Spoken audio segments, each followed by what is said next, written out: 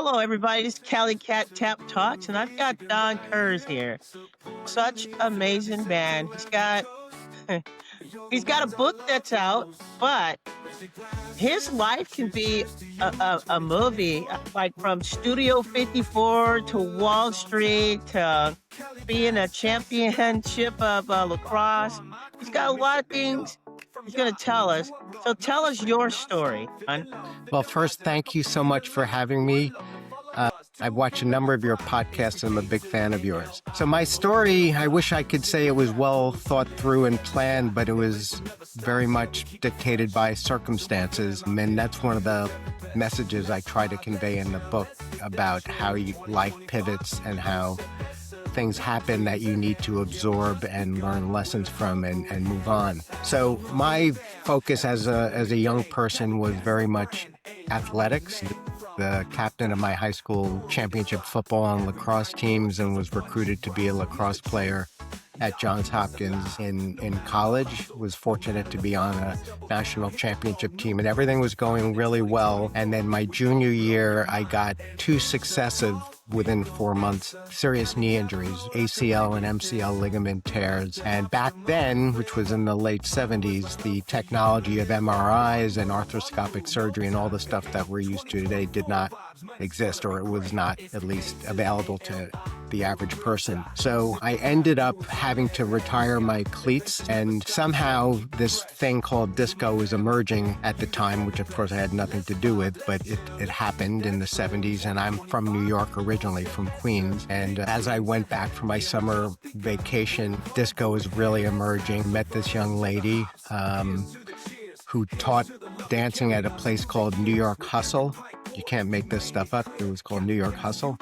And she taught me these moves, and right around the time Studio 54, which is that iconic disco, was emerging, this movie Saturday Night Fever was yet to, but it was soon to come out. So the whole world was now starting to embrace this crazy thing called disco, which was a very happy, uplifting, very inclusive musical genre. Everyone just kind of blended together on the dance floor and with the music.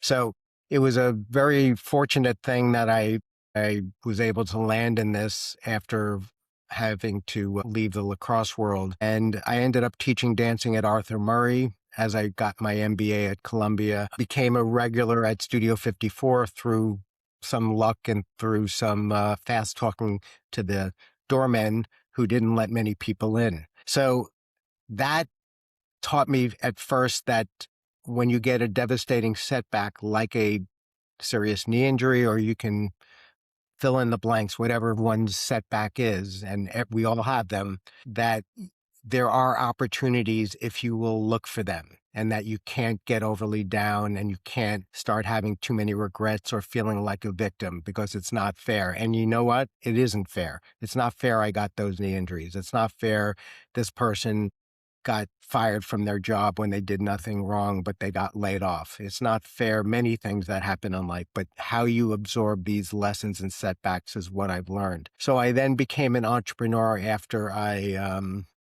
started out my career in consulting, and then became a person who started companies, had successes, took a company public on Nasdaq, had some devastating setbacks through some boardroom drama, getting fired from my own company, starting a hedge fund, doing very well, and then getting hit by the Bernie Madoff crisis and the subprime mortgage crisis in 2008. So these various ups and downs, but they all led to something even better.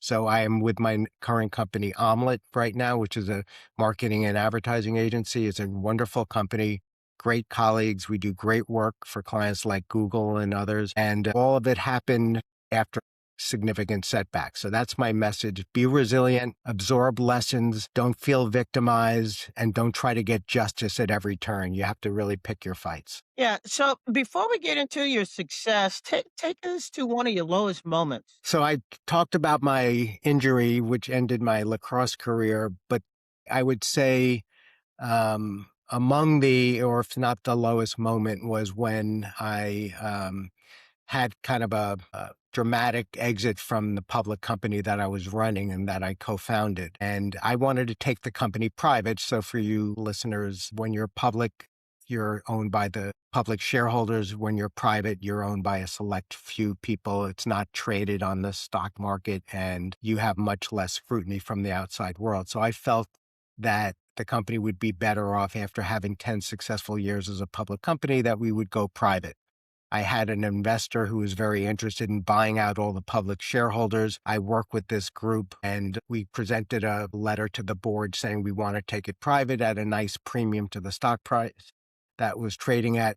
And the board, or not the whole board, but a majority of the board, felt that I had kind of gone around them. I was trying to profit perhaps at the expense of the others, and that they didn't like it. So ultimately I was terminated, and that was a devastating body blow of a company that I, again, co-founded and had success running. All of a sudden I was out, and I'd never had a failure like that in my life. So it's hard to say I had something more devastating happen to me, at least professionally, than that. But again, I learned after trying to fight this that it will lead to something else if you just trust the process and work hard. Yeah, I can still hear it in your voice a little bit. Yeah, about the failure, but a lot of people learn from failure. They do. So your failure is the cover charge to success. What's the most expensive lesson you've ever paid for, and was it worth it? Well, Kat, I still have to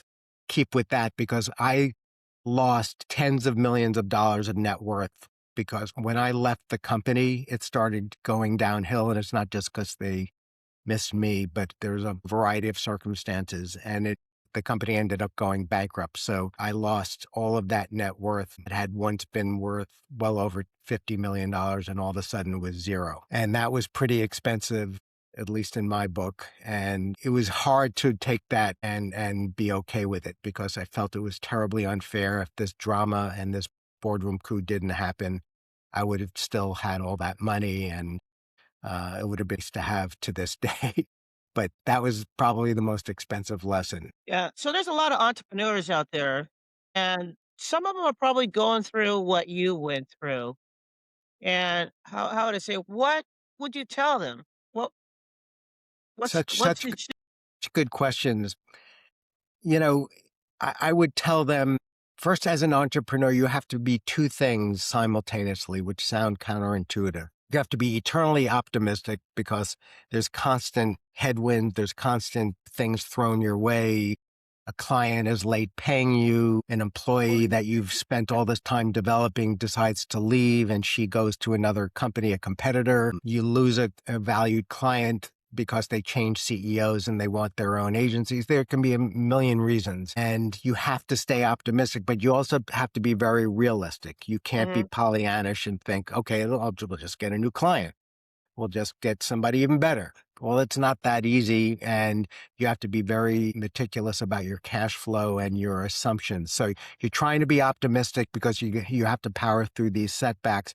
You also have to be very brutally realistic about what you can afford, including a decision that you might need to fold, because you don't want to keep putting scarce resources into something that's starting to trend downward and that the probability of turning it might be too unfavorable.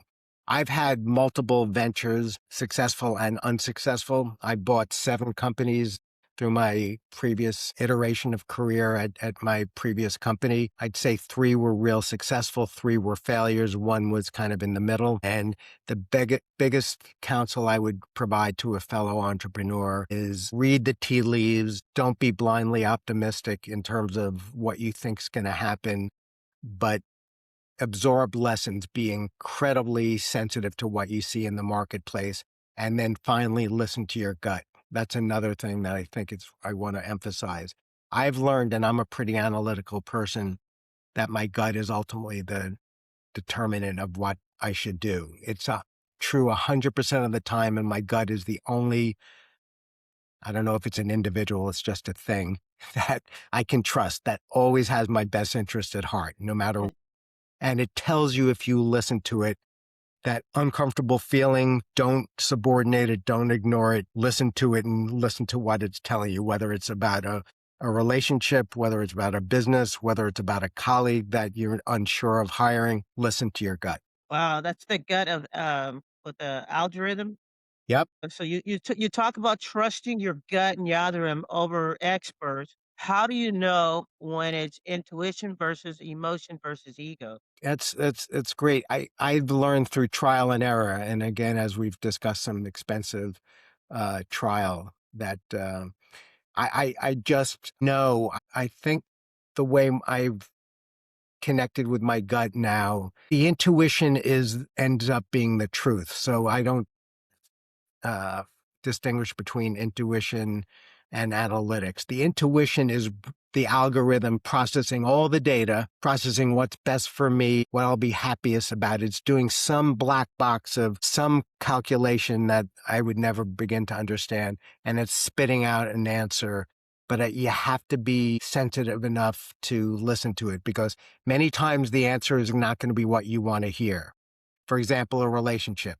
You're married, and I've gone through an expensive and painful divorce. My goodness, you don't want this to end. It's going to be so expensive. It's going to be dramatic. I didn't have any kids, but if there are kids involved, it's very whatever.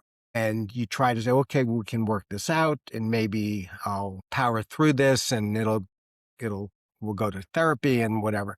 But your gut is telling you if it's over.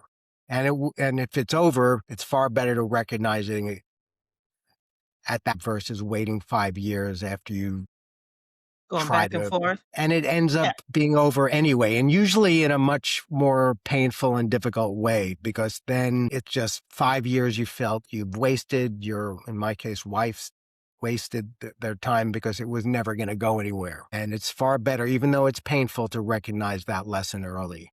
But you have to listen to your gut and not ignore it because it's telling you something you don't want to hear. So when you're listening to your gut and everybody else is telling you you're wrong, what happens? And again, I've been not very good at this most of my life. So I can tell you what happened is I get influenced. I did get influenced by the experts, including experts that you're paying, whether it's a marriage counselor or a lawyer or a colleague or whatever. And part of it is, well, I don't want to, even as corny as I don't want them to feel bad by ignorance to, well, I'm paying them a lot of money. They must know what they're doing too. If it's within a company, you don't want to overrule. If you're the CEO, you don't want to overrule your management. They feel disempowered. They feel not heard. So you try to say, okay, maybe we'll try that. But invariably, I've found the gut is usually right. It's not because I'm the smart guy. It's because it's telling me what the reality is, and it's estimating all the probabilities of success for various routes that you can take going forward. All right. So let's talk about the hustle. And I mean both the dance and the mindset. And how did Dancing Studio 55 shape the way that approaches business and life? Well, as you note, the hustle is a metaphor for uh, life, but of course, it was a very famous dance in the 70s. Came up with the title for the book as a way that connects everything I've learned in life. Hustling, not in the best sense of the word, not in the pool hall where you're trying to trick somebody into Yeah. playing you, but hustling on the athletic field, as you know, is okay when you're taking, when you're going off the field. If it's the basketball court, they're subbing for you. Run out, don't walk out. If you're, doing drills, don't go through it with half effort. Go through it with your full effort. Always be hustling in business. Be the first in the office. Be the last to leave the office. Do the extra work. And that formula of just Just hustling. being in motion is a very low risk, high return way to be as a philosophy. And of course, it was a fun dance, but the hustle is the common thread in my life through social, through business, through athletics. And it's also more fun. It's also more fun to always be up and moving and energetic. So what does a hustle look like now if somebody was to build something from nothing? What would it look like in today? The first thing you have to do is be really, really passionate about whatever you're doing. because it's very hard to fake hustling. You can do it for whatever period of time, a couple of weeks, maybe a couple of months, even a couple of years. But ultimately, your ability to keep moving at that extra speed has to be underpinned by passion and just intensity. And that can only sustain if you're in love with what you're doing. So if you don't have that for whatever reason, whether it's in sports or it's in life or it's in a business, you have to recognize that and be realistic. I have it, the first chapter of the book, and forgive me, it sounds a little provocative, is called You Can't Will an Erection. And I learned that in college from what was called then a transsexual but transgender naval officer who determined, after lying to themselves about what they felt they were, ultimately determined they needed to transition to, in this case, male to female. Mm-hmm. That lesson was recognize where your passion is and then pursue it. And this person went through enormous pain while a very successful naval officer. So that's a little perhaps dramatic for what we're talking about, but the same lesson applies. If you're not really passionate about it, you'll never get through the entrepreneurial ups and downs. There's too many obstacles. There's too many setbacks. So be passionate and hustle, but you have to have the passion in order to hustle for an indefinite period of time. But so you can build a hustle because, some people probably born with a hustle. Yeah, I think we are all born with it innately. It gets to another point in the book where I say the only defensible advantage you have in life is your work ethic. AI can't take that away from you. Mhm. Nobody can take that away from you. Technology can, if you're relying on technology, you can be disrupted or you can be, outsourced out of a job. If you're relying on nepotism because you're well connected and all of a sudden the person who's been looking after you leaves the organization and you're not as good as everyone thought you were, you're vulnerable. If you work your butt off at whatever it is, of course, work smart, not just blindly, Yeah. going Yeah. forward, you'll sustain through virtually anything. People will want to work with you. They'll want to be your colleague. They'll want to be your friend because you're always, you always follow through. You're always on time. You're always upbeat. Those are the things you can control. So that's kind of the overlap with the hustle, is to outwork everyone and have that strong work ethic. I'm not a very big guy, but I played Division I championship lacrosse with guys much bigger than me because I out hustled people. Yeah. You did a pretty good job out hustling because you got that championship. Got So, my yeah, ring. you got your Yeah. ring too. That's pretty good. And a lot of people would love to have a championship ring, and it takes a lot to get there. So let's get back and dive right into your book. Tell us about your book. Well, the book was something I can't say I've been dying to write a book my whole life. Some people say that, and good for Huh? them. It's not something that I was thinking of. I got a call from a big publisher a couple of years ago, and what they said they do is they look at LinkedIn, which is obviously a big business social network, and look at people's backgrounds and see who might be a good author and be able to take advantage of their publishing platform whole network. And I said, oh, that's interesting. Maybe, I did a book, what's called a book plan, which is a detailed outline of what the book would be about, potential table of contents and the like. And I did that with them. And then at the end of it, I was like, okay, this reads fine, has the requisite do's and don'ts of being a leader and whatever, but it had no soul. Mhm. Mhm. Many of your guests and yourself could have written the same thing with as much credibility. So it's not that it wasn't good, but it wasn't unique. And I'm not going to go through the long, arduous process of writing a book just to be sounding like somebody else. But it got me kind of thinking, is there something unique that I can say? And so I started using my hand, scribbling notes about any time I thought of anything that was interesting about my childhood, about business, about life, relationships, whatever it is. I started writing down. And after a couple of months, I had 10 plus pages of detailed notes. And I saw this thread that intersected athletics, dance, and business. And I felt that was fairly unique. Each one of them individually, people, of course, do, but the combination and how they all intersected was somewhat unique. And I said, that might be the basis of a book. So I engaged an editor fairly early on to help me structure my thinking and started writing. And that process took about 18 months.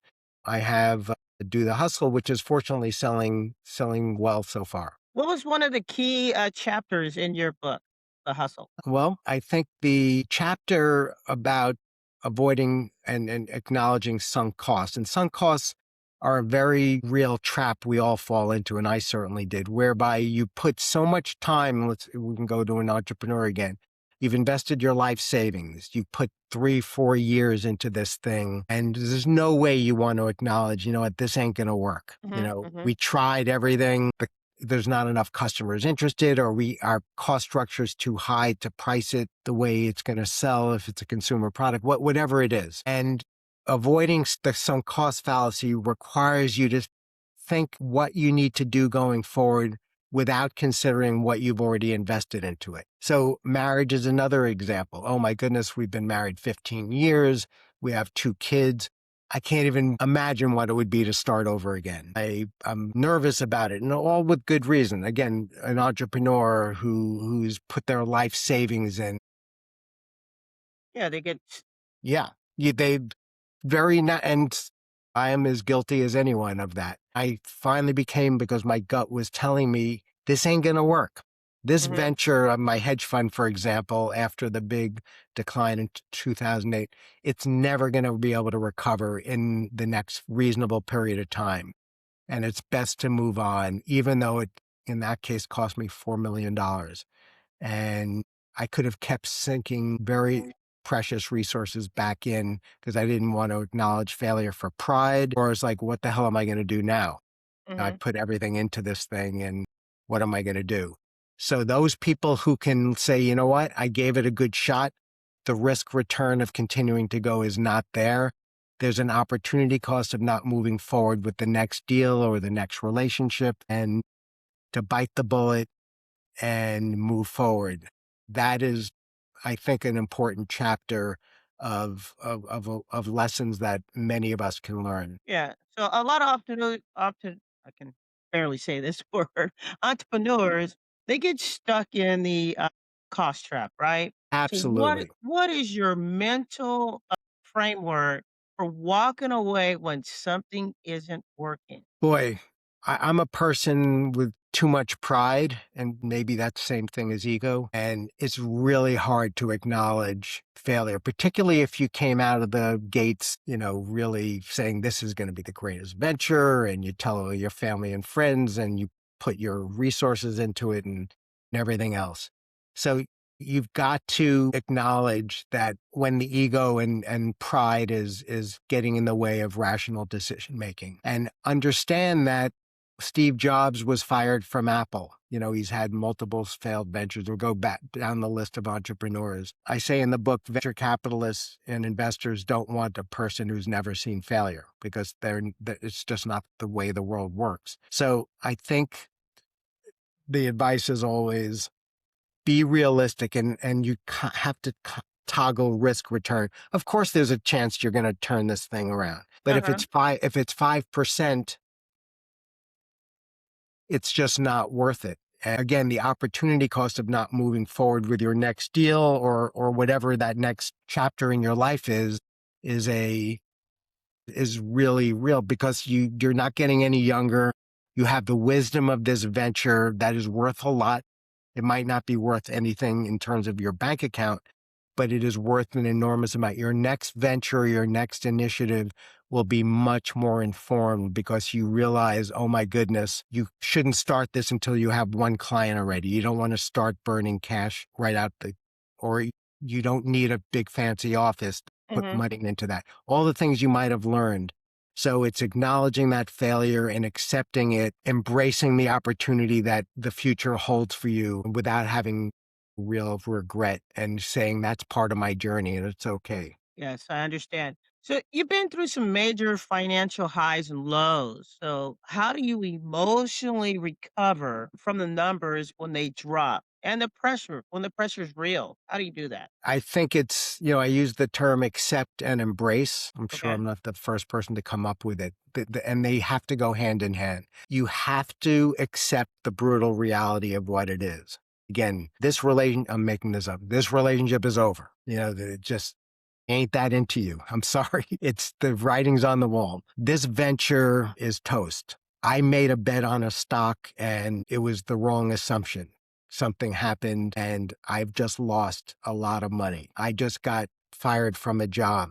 Whatever it is, you have to accept that reality and try not to fight it because it is what it is. I used to fight reality and try to, in some cases, litigation or other means to try to change it.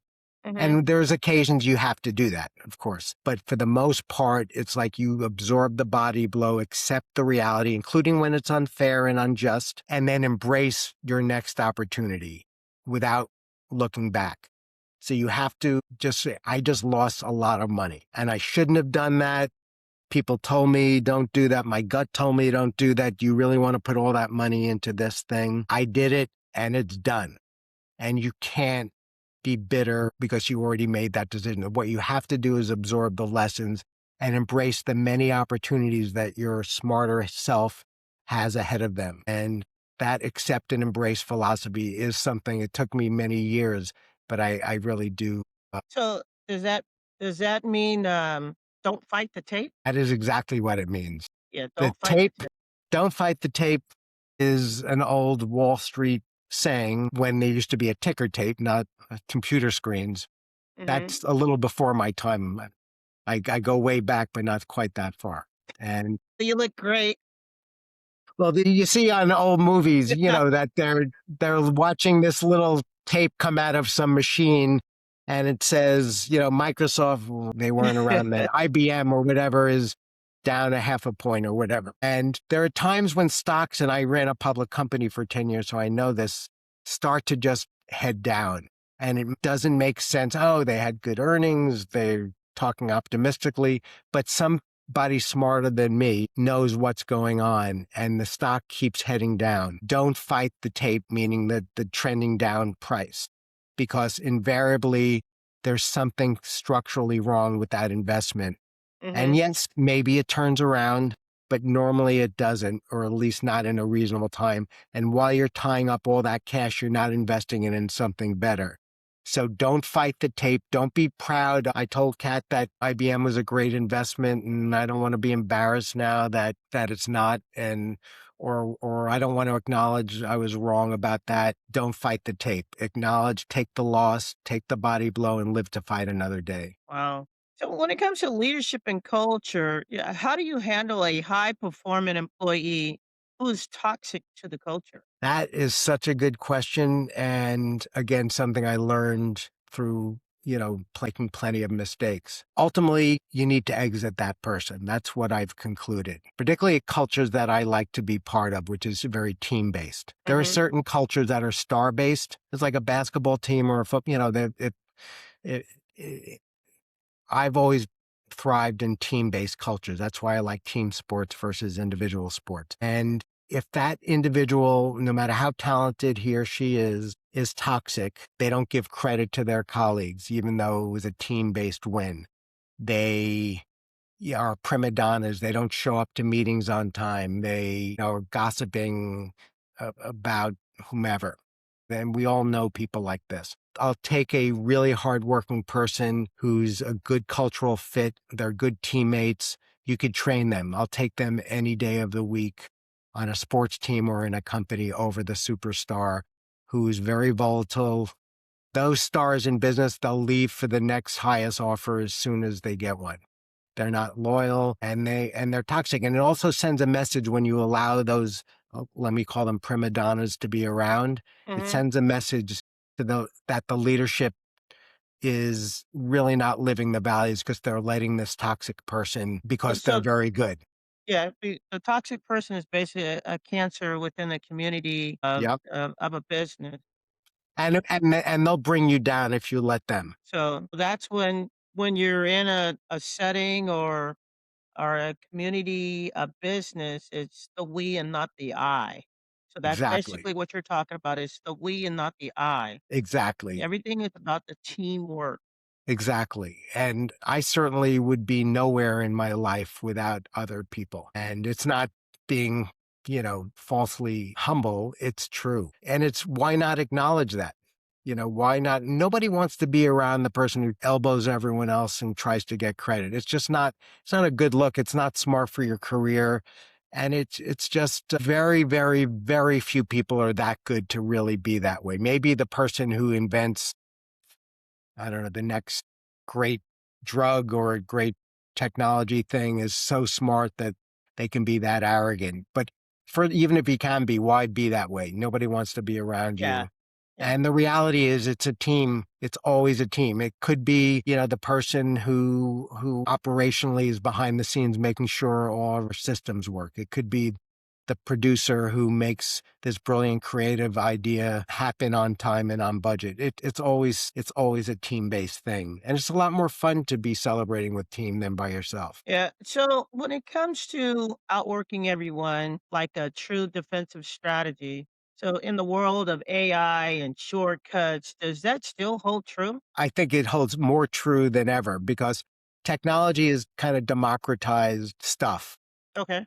if you will, just like spreadsheets did before. You had the nerd, not me, who would be a whiz with a slide ruler or an old calculator and could have a real advantage over data analysis, or was a good researcher, would go to the library and know where to find stuff and whatever.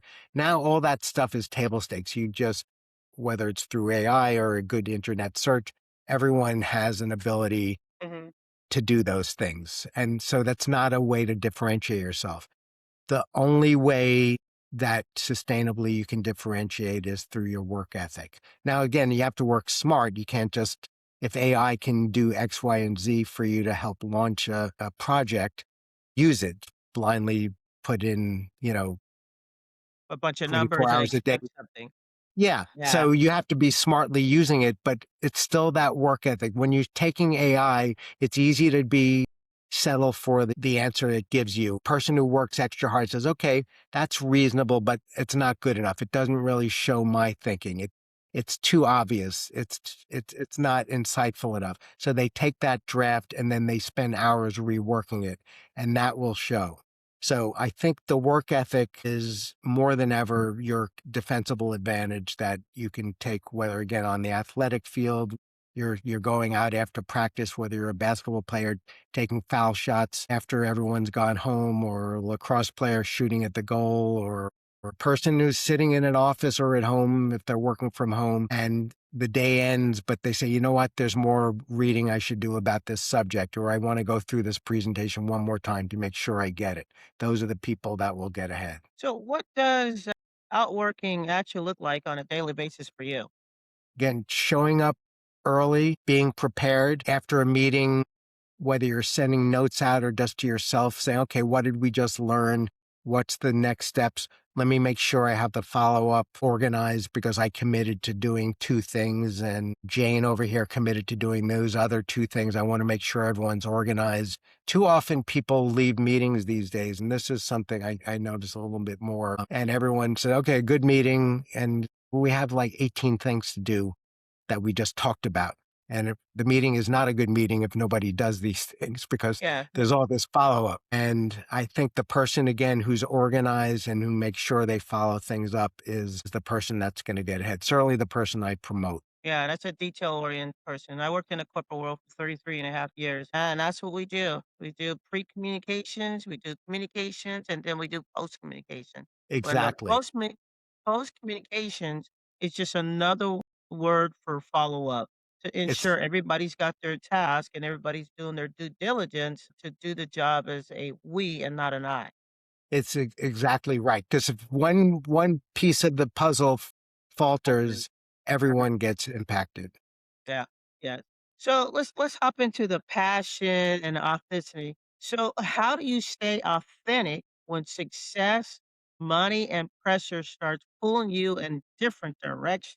How do you stay that? Well, I think you just be true to who you are and recognize that you're not really that smart or special. And I certainly am not. And I'm not just, again, saying that. My success has been a function of sometimes being in the right place at the right time, definitely working hard, surrounding myself with people I love and people I like working with. And I think if you just keep grounded and realize, because I've certainly had many stumbles, that your successes could be fleeting. But the way you act, your ethics, your authenticity to who you are, that should never change, no matter what. You're on top of the world and wow, I can't do anything wrong. Every investment seems to work and whatever. And other times you can't buy a win, and no matter what you do. So staying even keeled and staying humble and realizing that your success is a function of a lot of variables, some of which you don't control. Mhm. But what you do control is how you act, how you behave, how you bring your whole self to a meeting or any kind of venture, how simply telling the truth and not trying to shave the truth. I tell young people, I mentor a bunch of student athletes all the time. If you do two things, tell the truth and then do what you say you're going to do, you're going to be ahead of 95% of the people in the world. Tell the truth so you're not contradicting yourself, and including I screwed up, or including That's so true. whatever it is. When somebody says that to you, don't you embrace them, not You brace necessarily them more physically. because yeah, you're They're being respecting the fact that it took a lot for them to tell the truth. versus giving you an excuse or whatever, and then doing what you say. We just talked about the meeting follow-up, the follow-up persistence and associated with it just separates you from so many people just don't do that enough. I mentioned to you that I lived in LA for 25 years, and this is such a cliche, but Kat, it's great to see you. Let's have lunch. I'll call you. You walk away. I never call you. Of course, I would call you, but I'm using this as an example. Oh, you just give an example, right? Yeah, exactly. But, it's like, oh, well, let's do lunch. It's great. I have a perfect role for you in my new movie, whatever nonsense I'm spewing. And then you never hear from me. So don't do that. Yeah, If that's you say called you're going to ghosting. call, That's called ghosting. yeah. Yeah, Oh, yeah, ghosting, yeah, ghosting is not a good thing. And it yeah. happens way too often. It doesn't take a lot to say, you know what? First of all, don't say I'm going to call you if you don't think you're going to call. That's the easiest thing. Or you go on a first date with someone and really you don't have to say you didn't have a good time, but don't say you're going to call and then not call, or then don't respond to the text. I hear stories like this all the time. Just be It's honest not and cool. upfront. Yeah, it's not cool. People appreciate it. People Yeah, appreciate it. they appreciate it a lot more. They Have do. you ever chased something that looked like success, but it didn't feel like it? Yeah, I think plenty of times. Again, we talked about you have to be optimistic to do anything entrepreneurial, because otherwise you have no shot because there's so many obstacles. So there are ventures or investments that I've done that, again, my gut was telling me and the hedge fund is probably in this category. Do you really know enough about this? Are you really prepared for the risk? You're just looking at the upside, but you're not realistic enough about what can happen. And of course, in this case, things like the financial crisis in 2008 happened, in the subprime mortgage crisis. I've definitely done that. And it doesn't mean I won't do it again. I'm sure I will. But I'm just much more aware and much quicker to acknowledge defeat, if you want to Yeah, be an and learn. extreme example, You learn from it. and cut your losses so you can again live to fight another day. There's nothing worse than hanging on to something that is trending downward. It's sad and it's so counterproductive. I would love to shake people when I see them doing it.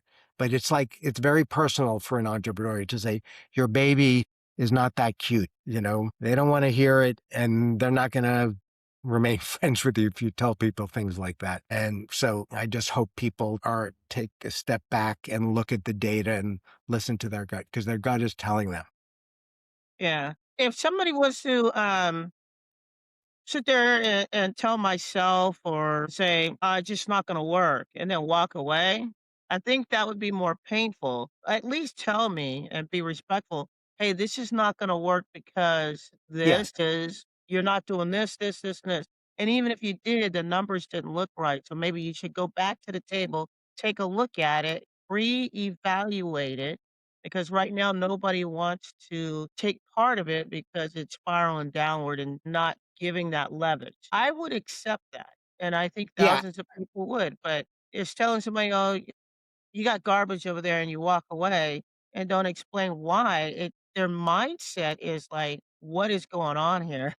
yeah, and that would be a very personal and Yeah, unkind and unnecessary thing. First, yeah. somebody should ask you for the advice. It's not productive to go around offering, particularly something that's very personal to someone, unsolicited advice. So, and I do get asked advice from folks in various forms, and I'll try to depersonalize it and Mhm. say, you know, when you went into this thing, the market looks strong, but a new technology's come out, so it's made that a little more obsolete. You thought you could price your product at this level, but it's more competitive than you thought, so you really can't price it at needs to be lower and your cost structure is too high. So exactly what you're saying, trying to provide context, not make it personal, like, boy, you made a stupid move there or whatever. Just talking about the marketplace and again the risk return of continuing down the path. What is the biggest failure that you I think I'm trying to look for another example, but the real answer is when I left my public company, that's where I learned the accept and embrace after several years of litigation and realizing even though I keep winning the litigation, it goes, time to let it go? yeah, there's another appeal. And meanwhile, the company that I'm a large shareholder in keeps going downhill. So I win these individual battles, but lose the war. And to realize that my ego and pride were the things that were driving it. And now I learned to accept what reality is. Again, it could be unfair, it could be unjust, but to accept that happened and the need to move on. Yeah, the need to move on. Yeah, and because we all have those things happen to us. You're not alive, and you're not going to be successful if you're not taking enough risk where you don't get some real failures. So what was the biggest win of your life? The biggest failure, No, the biggest win. sorry, the biggest win.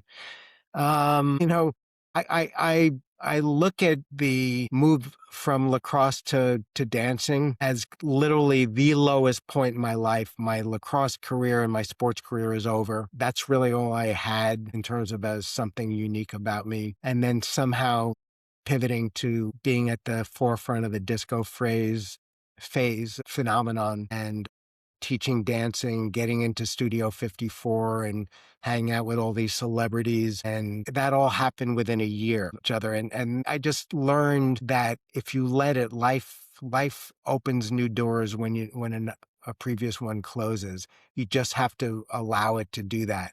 And that was such a win because I thought, no, I don't want to get dramatic that my life was over when my sports career was over. That's not the case, but it was a real low point. And all of a sudden to have the joy of dancing and hanging out with all these cool new people, it was a wonderful thing. There's nothing as a better win, I think, certainly on a personal level that I've had. And I think your life is a big win. Very unique, well driven, very successful.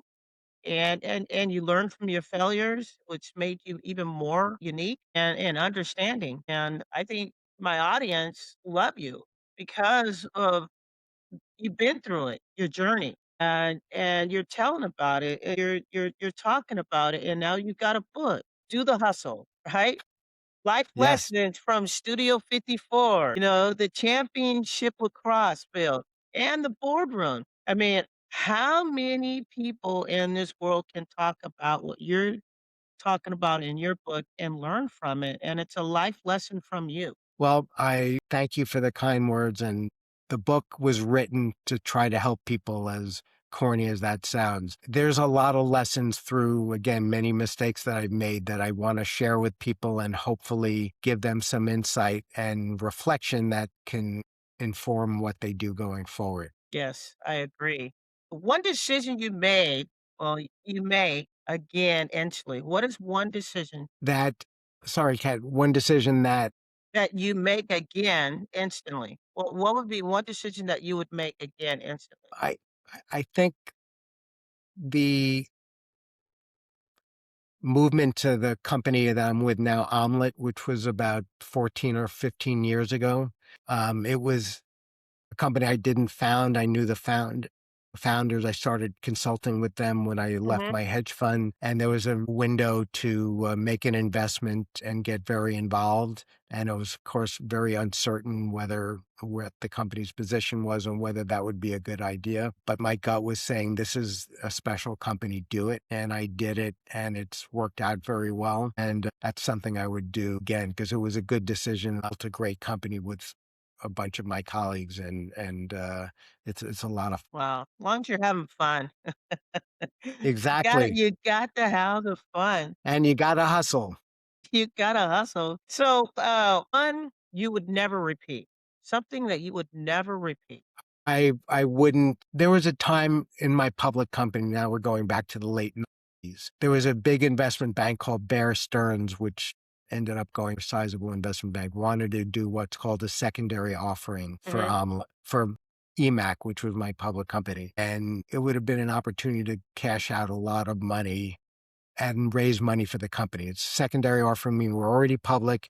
You're doing an additional offering of stock to new investors, but you also could sell personal stock during the process. And since I was a little uncomfortable with the forecast of the business for the next year, I didn't want to sell stock and then have investors disappointed and if the company started doing poorly.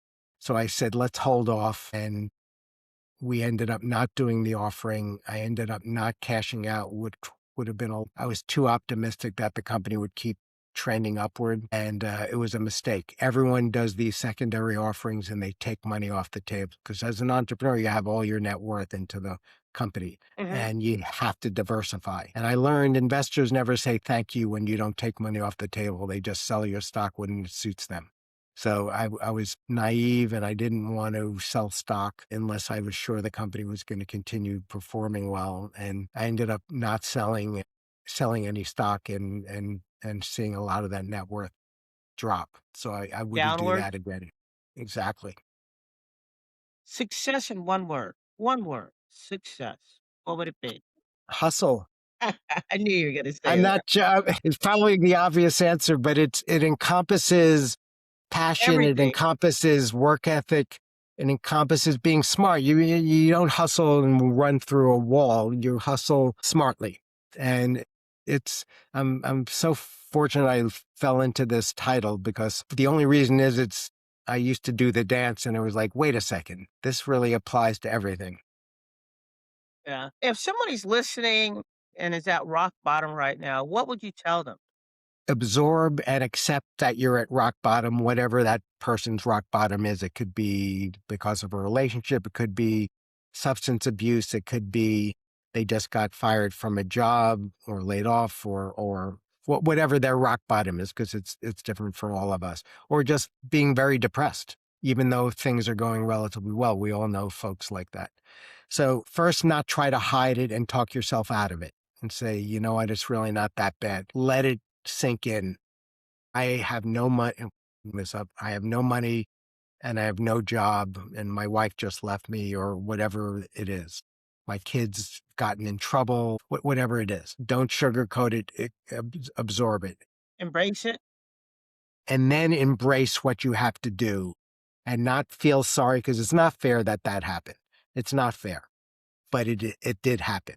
So don't try to victimize, even though you have every right to. You have every right to, but it doesn't do any good. And then embrace your path forward. Okay, this is where I am. This is the situation. This is what I'm going to do. And then make it joyous. Somehow, wow, look at all these new opportunities. I can find a new relationship. That one wasn't working. I can find a new job. You know what? I really didn't like that career anyway. I'm now free from that. I've sold my house and my car, so I don't have all this high overhead. Wow, this is cool. I can now start seeing my friends again because I have more time. Whatever it is, accept that reality of where you are and then embrace the many opportunities. We all have opportunities going forward if you just allow yourself to realize them. And again, the joyous part is the passion and the hustle.